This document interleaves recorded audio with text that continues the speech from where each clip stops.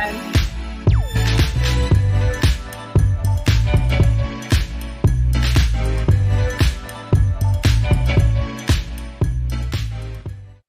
I'm trying to put happier music on here on the days where things feel like chaotic.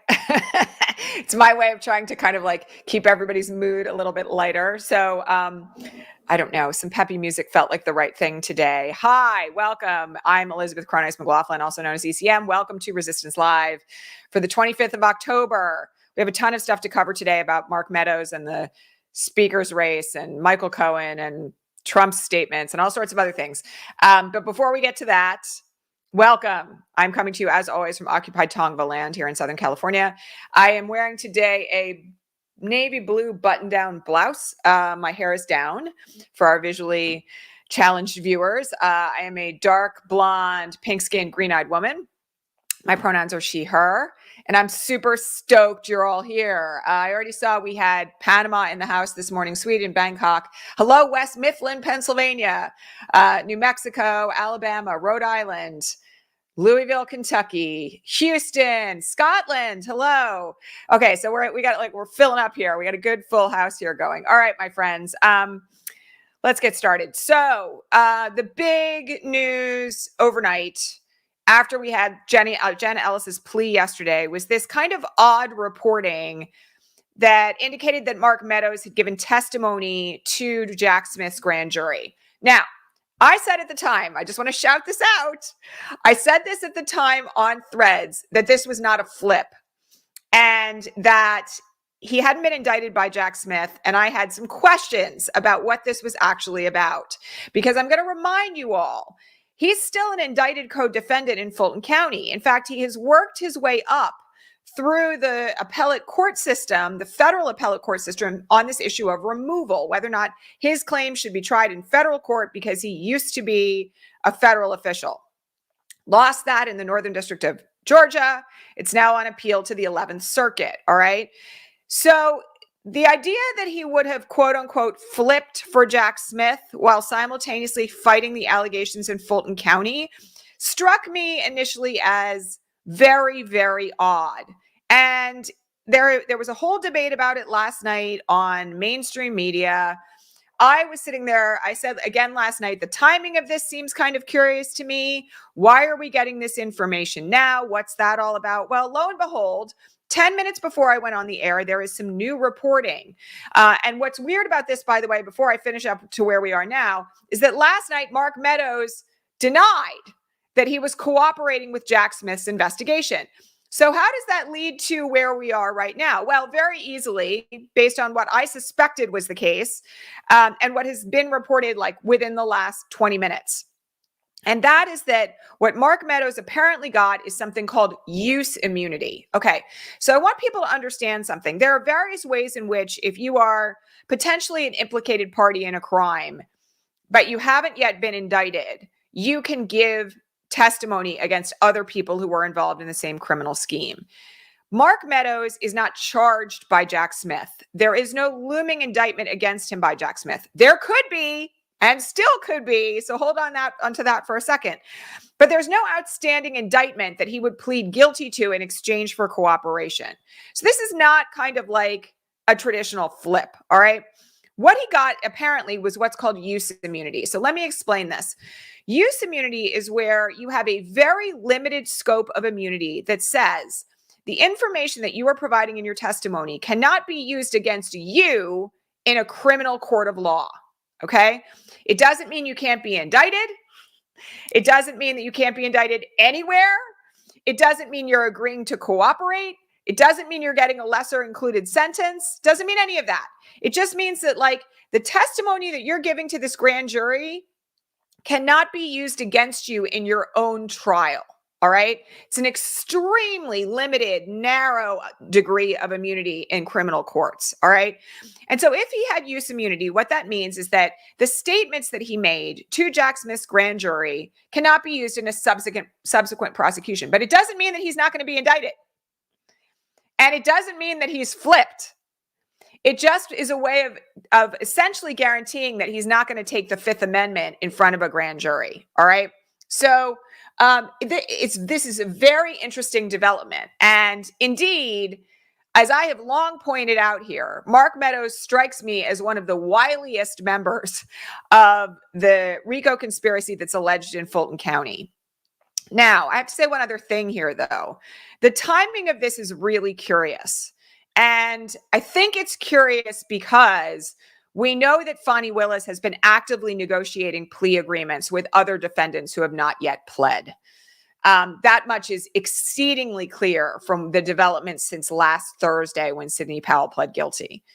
So I wonder whether or not this was leaked in a way of doing one of two things: demonstrating that he's open to a limited immunity deal, demonstrating that he knows how to cooperate, or on the flip side, showing that he is not totally in Trump's camp. Has it undermined the allegiances of those in Trump world with him? And how might that play out in the context of any negotiation for a plea agreement that he might reach? The question of how this might advantage him is a really good one because it's unclear at this point. First of all, we don't know who leaked it. And I could see, a question about whether or not it might actually advantage prosecution teams to have this information out there. Now, I have to say something, reminder, grand jury testimony is confidential. So if somebody actually leaked this and they are somebody who's like a member of the bar, they're going to be in really big trouble for doing it. All right. If this was a situation where this was just like, good reporting or, somebody in the clerk's office, they'd still be in dire trouble. Okay. But nonetheless, there might be an argument to be made that it actually is good for prosecutors to have him undercut, right? And have him, start to be sabotaged and discarded by Trump world. Because that, by the way, is one of the things, as we know, that was a precursor to Jenna Ellis pleading guilty. She was mad that Trump was refusing to pay her legal bills. So really quick, issues in play on that side. And on the other side, there's the issue of like, he could have leaked it or his team could have leaked it to show to Fani Willis that he's open to a limited immunity deal or an immunity deal of some kind if he's not prosecuted any further, if the charges are dropped. We just don't know. And so, again, how this is going to play out going forward is a really good question. But the fact that he has use immunity, I mean, the big takeaway from this for everyone here is that he, fundamentally, the real question that's at stake here is, what's Mark Meadows going to do? Is he going to plead? Is he going to cooperate? And, the thing I just want to point out here is he's like the next big obvious fish who would flip. So the timing of this is very, very curious. And the real big takeaway here just seems to be that, like, look, he did testify in front of Jack Smith's grand jury. And apparently the things that he said and the things that he has said to Jack Smith's office contradict both the things in his book and the things that he has represented publicly. I mean, apparently what he told Jack Smith was that he knew they lost. There was never any debate that they lost. And he was just sticking it out to make sure that the transfer of power happened. Now, that in and of itself is very minimizing compared to the testimony that's already been given by Cassidy Hutchinson, who, by the way, was his like senior aide about what he did, like even on the day of the insurrection, and how he appeared to just not care about what was going on, that he was completely like just abjectly not interested in trying to stop it. Again, how this all plays out, we have to wait and see. But, the big picture here is that at least to some extent, he's already cooperated. And the real question now is whether or not he's going to fully flip in Georgia. Because if that happens, that will predicate a much more substantial deal in federal court for Jack Smith's case. So really big questions circulating around about this, just like really, really big questions. And we'll have to wait and see. I mean, I think that at this stage of the game, I don't really want to make any predictions because we don't know why this has been leaked or by who. But I will say that I have said, and I said yesterday, that I thought he would be the next big one to flip. We'll see. This is not a flip, though. It's not a flip yet. All right. It may be. All right. So we'll see. Okay. And actually, I just want to correct something. It doesn't mean that he can't assert a Fifth Amendment privilege ever again. Okay. It does mean that he can't assert a Fifth Amendment privilege with the limited immunity, okay, the use immunity means that he can't have anything that he says under that use immunity deal used against him in a future prosecution. It doesn't mean he can't assert the fifth if he's, let's say, like indicted in Arizona for participating in election fraud. Like, of course he can, right? This just means that that he has limited immunity for this very small universe of testimony, okay? They can't prosecute him, or rather they can still prosecute him. They can't use the testimony in a prosecution against him in the event that he is indicted in the future. That's what it means. Okay. Oh my God, the Speaker of the House. Okay, you guys, I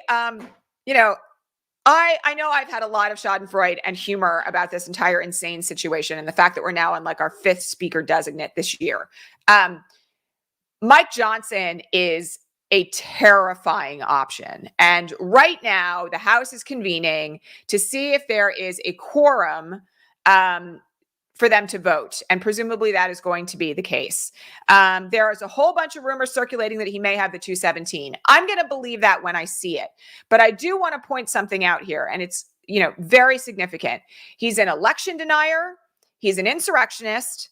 He's so far anti-abortion that he has claimed that women should just be used to pump out more workers. And that way we could reduce Social Security and Medicare. He is against gay marriage. He's against contraception. And he voted against funding Ukraine. So I just, everybody needs to be really clear that like this guy is really dangerous. And I've heard him described this morning as a more likable Jim Jordan in a jacket. And I think that is accurate. The idea of him being second in line to the White House is frankly very scary. And I know that there's been a lot of noise this morning about like, he's an election denier. What happens if Trump loses? Will the election be certified in the House of Representatives if Biden wins again? I'm going to say what I've said all along, okay? We're a long way from here to there. And who knows if he'll still be the speaker then, right? Look at the chaos that's happened already. I'm not convinced that anybody who even becomes speaker, even if he has the votes at this point, is going to carry through till January of 2025. But I also just want to point out that I've talked about this before, that sometimes the House is sat in advance of the presidential election votes being confirmed. And so there's a lot of timing issues related to this that need to be considered here. No, I don't like it. I'm going to be really candid about it. I don't like it one bit. But I also just want to point out that if anything can be proven about the last 3 weeks without a speaker, the House GOP is in total chaos. And who knows if he sticks, right? First of all, he's got to win. And then if he sticks, who knows what's going to happen? All right. So I understand how dangerous it is to kind of like spin out into the worst case scenarios. And also I have to remind you all that like one of the things that has to happen here as we head into 2024 is that we have to flip the House. We have to flip the House. Like there's no two ways about it. The House has to be blue by the time we get to January of 2025. So if there was ever a reason that, I know I'm preaching to the choir here because so many people in our audience are already involved in Sister District and Emerge and, like the Working Families Party phone banks and text banks and like doing work on behalf of abortion rights and doing work on behalf of gun safety legislation and, like canvassing your neighbors and working on campaigns you care about. Like, please double down, right? Like we have to win the House in 2024. There's no way around it. Because if we don't, and this guy happens to still be speaker, it's going to be really, really, really dangerous. All right. I'm concerned. Okay. I also don't want to kind of like spin off into like worst case scenarios, but I do want to remind everybody that we have a lot of work to do between here and there, and we've got to get it done. Like we've really got to get it done. Okay. So we'll see what happens with that vote this morning. I will also just point out there was an incident yesterday where a Black woman reporter asked a question of Mike Johnson when he was surrounded by some of his supporters about whether or not he still supported the insurrection. And that reporter was booed down by a number of GOP reps. So like yet again, we're having, like really serious concerns about like squashing free press reporting on the fascism of the GOP. Yeah, Julie, you know, this is a very important point. Again, I got to shout out our favorite local mayor here. Voter interest and excitement this year is low right now. Now, let's just remember, we've got a year to go, all right? But we are going to have to work really hard to get voters out. And I think that, you know, like, we've really got to continue doing that. And actually, yes, I do also want to point this out. Monty is absolutely right here. There's a chance that Dems will pick up an additional 11 to 14 seats by overturning gerrymandering in a few states. New York is looking like that. There's various other states where these things are at issue. We know we picked up a majority Black district in Alabama. We talked about the North Carolina gerrymandering situation on Monday's broadcast, which is going to be the subject of a court challenge. There's going to be, you know, substantial opportunities here, by the way, for some of these Biden-oriented districts that voted for Biden in 2020 but have a Republican rep to flip those seats. I mean, if Mike Lawler is going for Mike Johnson, I think that is going to jeopardize his reelection. So we're going to have to see how this goes. But I want to encourage everyone, please, please, please, please, please get involved. Get involved. Everybody has time to do this. You can find 2 hours on a weekend to phone bank and text bank. It's time to get involved. Okay. Michael Cohen is testifying again today, and as he did yesterday, in the New York State fraud trial filed by Letitia James. Trump was in the courtroom yesterday, and Michael Cohen did testify that essentially part of his job, along with Alan Weisselberg, was to get a number from Donald Trump that he wanted his valuations to look like, and then reverse engineer it. That's illegal. Now, a lot of you have asked questions about the cross-examination by Alina Habba of Michael Cohen and the fact that he admitted under oath yesterday that he had lied under oath previously about the conduct of Donald Trump and his own conduct. All right, this is no surprise, all right? And I don't want anybody to be like up in arms about this, okay? Like, Michael Cohen was inside the Trump organization for like decades, like, or maybe that's a little bit of an overstatement, like at least 15 years, all right? And as he was coming out of it and his prosecution was looming and his jail time was looming, there were debates that he had, you know, very publicly. And so in some of those debates and in some of that testimony that he gave before Congress, he kind of might not have told the entire truth, all right? Now, do I think he's going to be prosecuted again for perjury? Probably not.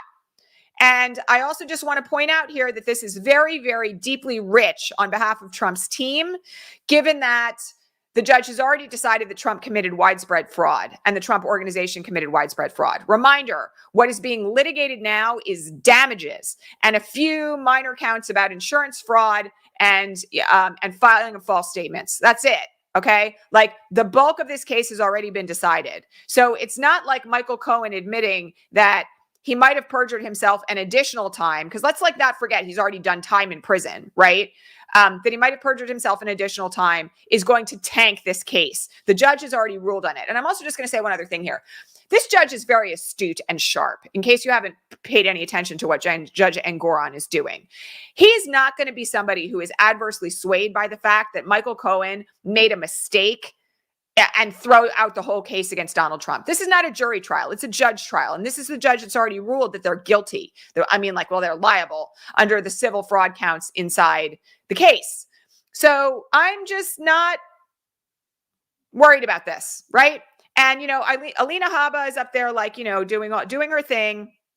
She's not a very talented lawyer. We've already talked about this. And, you know, what she's doing fundamentally in her cross-examinations of Michael Cohen is for Donald Trump. It's like for an audience of one, because the fraud counts are already decided. So nobody should get kind of like wound up, right, about where all of this is going. All right. And I have to say that my opinion about this is that Michael Cohen is putting the nails in the coffin of the Trump organization at this point, because his testimony on direct was flawless. And, you know, you can't give someone a number that you want the net worth of your company or your own net worth for purposes of the Forbes richest people list. You can't give somebody a number and say, make my bank sheets look like that. Make the financial statements of the company, make it look like that. Plus, on top of the fact, there was this crazy testimony yesterday that Trump signed a document when he was trying to acquire a sports team, saying that his value was $8.1 billion, when in fact, and he gave it to a bank, when in fact his true net worth at that point was $1.4 billion. So, you know, again, there's just a ton of evidence coming in about in this case and Michael Cohen's not the only one. Like, even if Michael Cohen is challenged as a witness on his credibility, like, there's tons more evidence available on this, right? Again, not going to be a major issue. Helene, this case is not streaming live. Judge Angoran has allowed cameras in the courtroom before the proceedings start, but they are turned off when the proceedings are underway. However, there are reporters in the courtroom who are live threading what's going on. All right. So that's how we're learning about the testimony. And then after the fact, there's reporting at the end of the day. All right. Big news out of Colorado this morning. The final motion to dismiss the Colorado case under the 14th Amendment to keep Trump off the ballot in Colorado has failed. So the Colorado case is going to trial Monday. And this is a really interesting test case. I'm really curious to see how this plays out. I mentioned yesterday that there's, and I've mentioned many times, that there's a concomitant case under similar terms filed in Minnesota. The Colorado case will not be controlling authority over the Minnesota case, but it could be persuasive. And frankly, I'm really curious about this one. Like, I'm really curious to see how it goes. So that case is going to trial on Monday. And again, I'm going to be here reporting on all of it and giving you guys my analysis and my thoughts as it continues. All right. So that's some very good news today. All right. Some things about Fulton County. So we do not yet have a new court date for the trial of the other defendants in the Fulton County case now that Sidney Powell and Ken Chesebro have pled out. We do have reason to believe that that trial will start sometime in December or January. There is currently, I think it's a December 1st date for all the final motions to be filed. And that would indicate that there is a potential for a trial date in late December or early January. All right. I would not be surprised by this at all. Plus, let's not forget that Fani Willis was ready to try all 19 defendants on Monday if the judge had not split Sidney Powell and Kenneth Chesebro off from everybody else. So we're waiting on that. And there is a possibility that the trial date could be moved up now. But I think that it's probably more likely that we'll see a trial date in December at the earliest. All right. Also related to Fulton County, Sidney Powell's dark money organization. It's kind of like her newsletter. Like, I had to go digging on this morning because I was like, where are these statements from Sidney Powell that are claiming that, like, she was forced into a deal? Well, it's not Sidney Powell herself that is saying that. It's a newsletter that is published by her dark money fund. All right. And she has liked and shared it, but she herself is not out there claiming that she was blackmailed into pleading guilty. All right. However, she's still continued to make some statements about thinking that the 2020 election was false and things like that. Now, this is really stupid on her part. Not that that has ever been in doubt in terms of her history of conduct, because once you strike a plea agreement, one thing you don't want to do is jeopardize that plea. All right. You don't want to be out there making statements that could arguably interfere with witnesses once you've cut a plea agreement, because your plea agreement can be rescinded. You have to stick by the terms of your plea agreement once you actually set it, right? Or agree to it or plead guilty, right? And so she's really playing with fire because that plea arrangement could be rescinded if she steps it over the line further. She is not at the moment, she's not supposed to comment about the case, right? But on the other hand, having her newsletter put out something about the way in which police are blackmailing people into plea agreements and ask me how I know, and that sort of implication is kind of running right up to the line. So I don't know. I think it's really stupid. I would not be doing it if I were her, because the consequences of it are that she will end up going to trial. And, Ken Chesebro is still sitting there having pled guilty, and that dude is not going to violate his plea agreement. So I don't know what to tell you. Even Donald Trump thought Sidney Powell was crazy. So I think it's going to be a real question to see how this plays out over the coming weeks if she continues this course of conduct. All right. Speaking of statements out of court, yesterday, Trump made again a series of statements on Truth Social that, were it not for the administrative stay that is currently in place this week in Judge Chutkin's case, would have violated that order. But I have to remind everybody, of some other things here. All right. First of all, it's not the only gag order. Second of all, he has conditions of his release. And the conditions of his release in Fulton County require him to not impugn witnesses, to not engage in witness tampering. And he made a bunch of statements yesterday about Mark Meadows. And I am not really sure how that's going to play out, right? Like, he also attacked Jack Smith again, which he wouldn't have been allowed to do if there was not an administrative stay on that order. And I got to say, all the dominoes are lining up there for Chutkan to be like, you got to be kidding me about a stay on this pending appeal, because that's what's being litigated right now and why there is the administrative stay. So we're in a situation right now where what's being litigated in front of Chutkan is, should the gag order be stayed while the gag order is on appeal? If your client is running around out there threatening the prosecution, threatening other judges in other cases, making questionable statements about witnesses, hell no, you're not going to agree to a permanent stay, right? Like, again, it's like common sense. So we're going to have to see how this one plays out also. I mean, I will say that I got to remind everybody here, and I said it again this morning, he's going to get worse.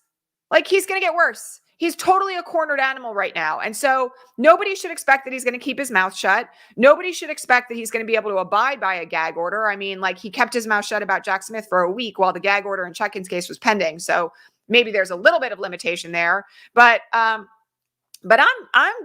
kind of like not surprised by any of this. And I also have to remind you all that it's not in any of our best interest to allow ourselves to get jacked to level 11 on a central nervous system level every single time he says something crazy. All right.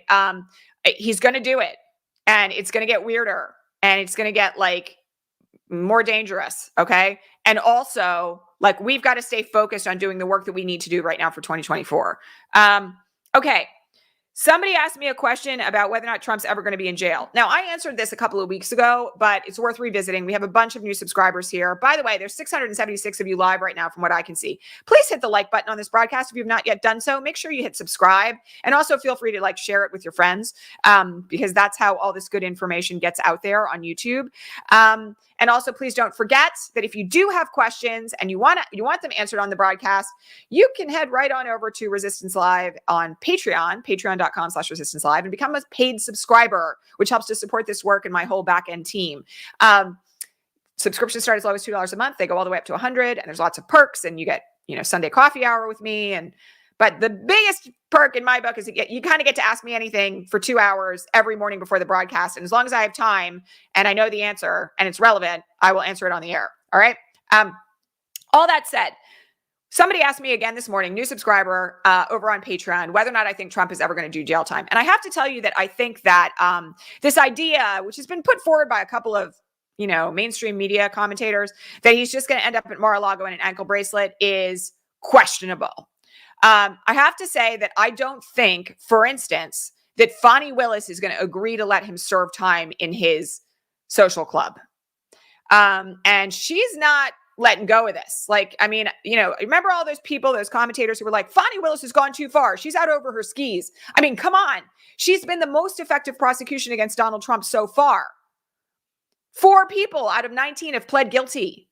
That's like 20% of the people she indicted have pled guilty so far. So do I think that she's going to kind of agree to anything from the standpoint of how he's going to serve any time once he's convicted that kind of allows him to sit in Mar-a-Lago in front of a computer and keep posting? No, I do not. And by the way, I strongly think that anybody who's got their teeth in this deep is also not going to let him plead out. I was asked yesterday whether or not I thought Trump would take a plea. I mean, I think if he takes a guilty plea to avoid trial, he might get a lesser sentence, but I don't really see it. I don't really see him taking a plea, because taking a plea is admitting that he's guilty. And once again, for the 40,000th time here, he's a malignant narcissist. And that would be admitting that he did something wrong. So,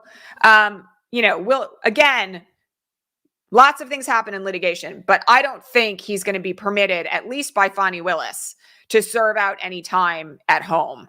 All right. Final question for today, which was a very interesting question. Requires me to speculate a little bit, but it was about whether or not I think Jack Smith has anything on Marjorie Taylor Greene. Now, I know that there's been a lot of debate, speculation, sometimes verging on conspiracy theory stuff about the prospect of Marjorie Taylor Greene being the person who set the bombs on January 5th at the Democratic National Convention site and in other places in DC, that person has never been caught. I, as you all know, don't like to hop on conspiracy theory trains. I prefer, because I am a lawyer, to wait to see what the evidence appears to demonstrate. I like to wait for indictments and press conferences and trials. All right. I will tell you this, though. All right. Jack Smith's investigation is ongoing, and I would venture to guess with a very high level of confidence that some of that investigation at least has involved members of Congress. Do I want to speculate that it has involved Marjorie Taylor Greene and bombs? No. But do I think it's out of the question that he's investigating members of Congress who actively participated in the insurrection? No, I don't think it's out of the question at all. And in fact, I would think that there would be quite a number of, reasons to investigate the active participation of members of Congress based on the probable cause evidence that is out there to justify an investigation, an ongoing investigation into them. People gave tours inside the Capitol building on January 5th when there weren't supposed to be any tours because of COVID, right? We have members of Congress who we know were talking to Trump and his team on the morning of January 6th. We have members of Congress who were tweeting out, "It's 1776" on the morning of January 6th. We know that we have members of Congress who are in touch, at least tangentially and probably deeper, with some of the organizers of January 6th.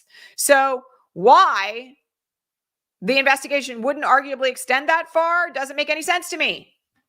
So I do think that we've got ways to go, right? We've got a ways to go on this. And, I also have to say, I got to remind everybody, it's very clear from a strategic standpoint that Jack Smith engineered the indictment of Donald Trump in DC to be very narrow, one defendant, triable before the November 4th election of 2024. All right.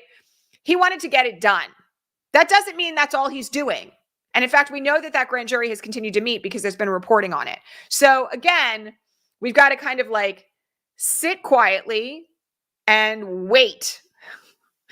And the other thing that I'm just going to point out here is that, if I were somebody who was in communication with, let's just say, hypothetically, Ken Chesebro, or for that matter, Mark Meadows on January 6th, because we know his phone was blowing up, or in the window between that screaming match inside the Oval Office right around Christmas that Cassidy Hutchinson has testified to, and the events of the insurrection, I would be very concerned about what it is that Mark Meadows might have told that grand jury about our communications. So we will have to see what happens next. And, let's not forget. I also have to point out here that, somebody's talking about Secret Service agents have to protect him in prison. We talked about this before. All right. We don't know how that's going to play out. This has never happened before in American history. And there will be some means of dealing with it. But frankly, I just have to say, I'm not bothered by the idea of the American taxpayers having to pay for him to have Secret Service protection in prison, as long as he's in prison. We really got to keep our eyes on the big picture here. Okay. All right. That's it for now. I'm going to go watch what's going on with this speaker's race.